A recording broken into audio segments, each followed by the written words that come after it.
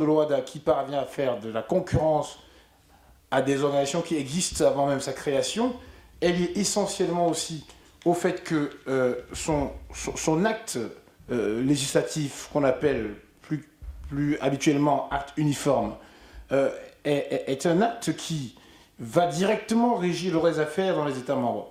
Donc il y a eu cette distinction entre unification et harmonisation qui permet finalement de se rendre compte que l'appellation même de l'OHADA, Organisation pour l'harmonisation en Afrique, droit des affaires, est une appellation plus ou moins trompeuse.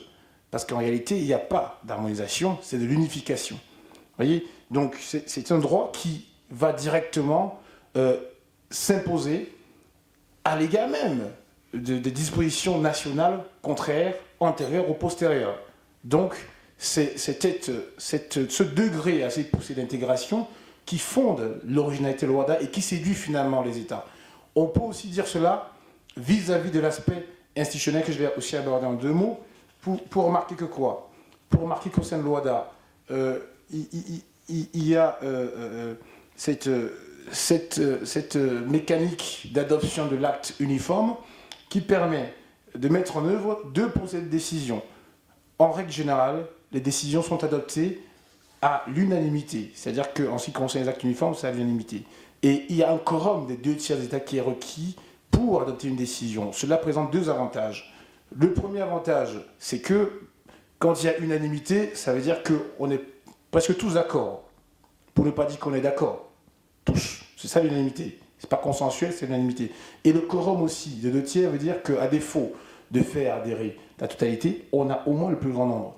Donc c'est un avantage significatif. Pourquoi? Parce que pour avoir abordé la plupart des organisations régionales africaines, l'handicap très souvent de mettre en œuvre les dispositions juridiques adoptées au niveau régional, c'est que les États font des règles mais ne les appliquent pas. Or ici dans l'OHADA, en faisant l'unanimité et un quorum du plus grand nombre, ça permet finalement qu'on adhère plus facilement parce qu'on a été d'accord en amont.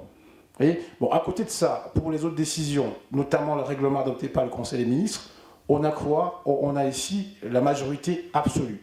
La majorité aussi, c'est un procédé qui caractérise les systèmes d'intégration. Voilà, ça permet de trancher plus facilement les questions qui sont moins importantes que l'adoption de l'acte uniforme. Alors, je ne rentrerai pas dans plus de détails. Comme le temps presse, ce qui est plus important aussi, c'est de se demander si finalement ces atouts qui permettent à la loi de séduire les États membres, si en réalité dans la pratique ça fonctionne. Et pour vérifier ça, il vaudrait mieux se tourner maintenant du côté des investisseurs. Parce que le but, c'est d'attirer les investissements. C'est de permettre l'accès aux investissements et l'accès aussi des investisseurs. Est-ce que ça fonctionne? Bon, de ce point de vue-là, cela interpelle sur 2 points. Le premier, c'est de permettre de constater que l'OHADA a une stratégie d'attractivité qui consiste à mettre en œuvre, à faire évoluer, à faire adapter le droit OHADA sur l'évolution de l'environnement des affaires par le biais des réformes. Donc j'appelais ça des réformes opérantes. Ce type de réforme, il y en a beaucoup. Il y en a beaucoup depuis 1993, création de l'organisation. J'ai pris quelques exemples. Juste, alors, la dernière en date remonte à 2011, où les États réunis au Togo ont décidé de réformer, par exemple, le droit commercial général et l'acte uniforme sur les sûretés. Voilà, ça c'est le dernier en date.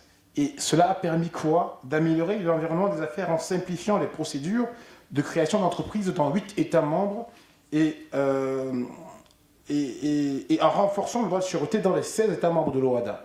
Voilà.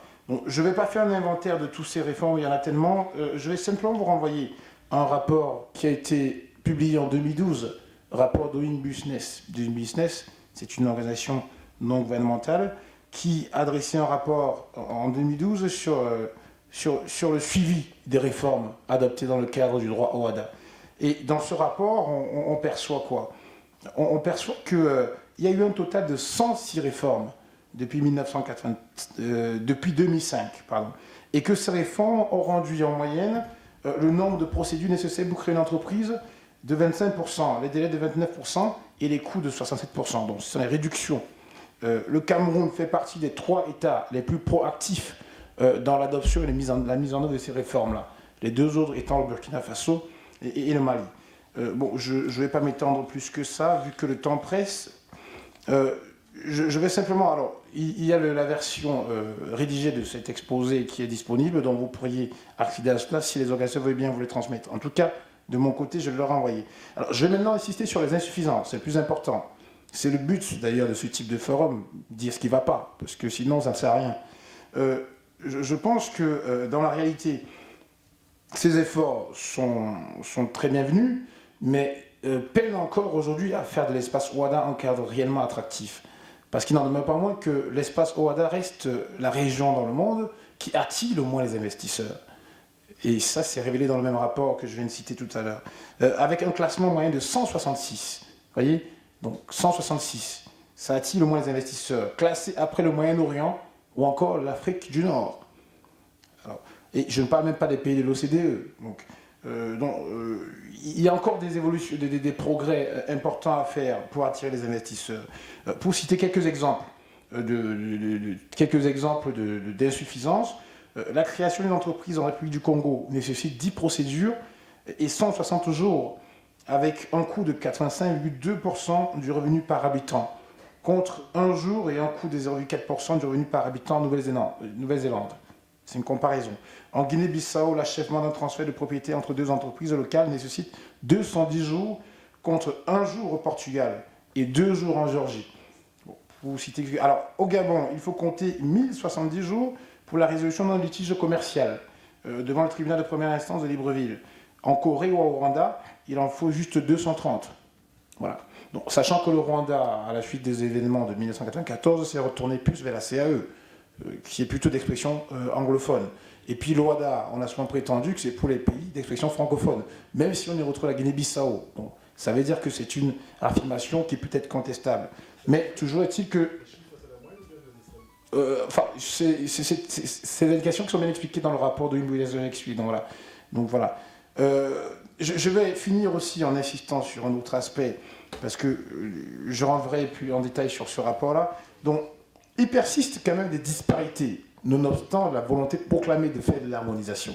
On voit que même en termes de progression ou encore de retard, ce n'est pas tout à fait harmonisé, ce n'est pas harmonieux. Donc il y a encore des disparités, ce qui veut dire que même la volonté d'harmoniser n'est pas tout à fait accomplie. Donc ça fait partie des insuffisances qu'on pourrait améliorer. Et puis également, on peut finir aussi en regrettant un aspect, je finirai par là, qui est peut-être le recentrage excessif des objectifs de l'OHADA sur le droit des affaires. On a trop recentré sur le droit des affaires, à force, on a oublié que pour bien faire les affaires, pour prospérer en affaires, il vaut mieux avoir un espace pacifique, paisible. Pourquoi je dis cela? Parce que vous remarquerez que dans l'OHADA, on ne pose aucune clause démocratique à l'adhésion ou encore à l'admission d'un nouveau membre.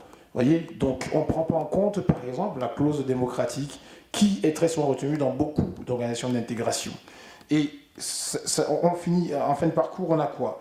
Je peux ici faire allusion à quelques exemples. Sur les 16 États membres de l'OHADA, la moitié, c'est-à-dire 8, ces États, au moins 8, ont connu au moins une fois un coup d'État ou autre changement anti-constitutionnel du gouvernement.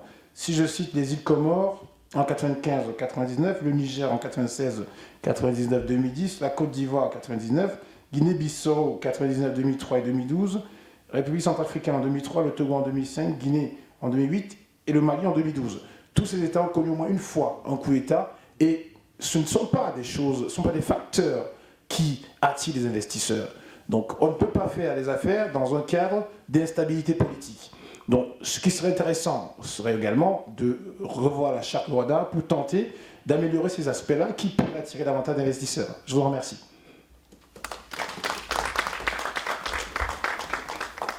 Alors, par contre, je ne sais pas s'il y a des questions. Si c'est des questions de fiscalité, je suis souverainement incompétent. Bon, ça ne sert à rien d'en poser.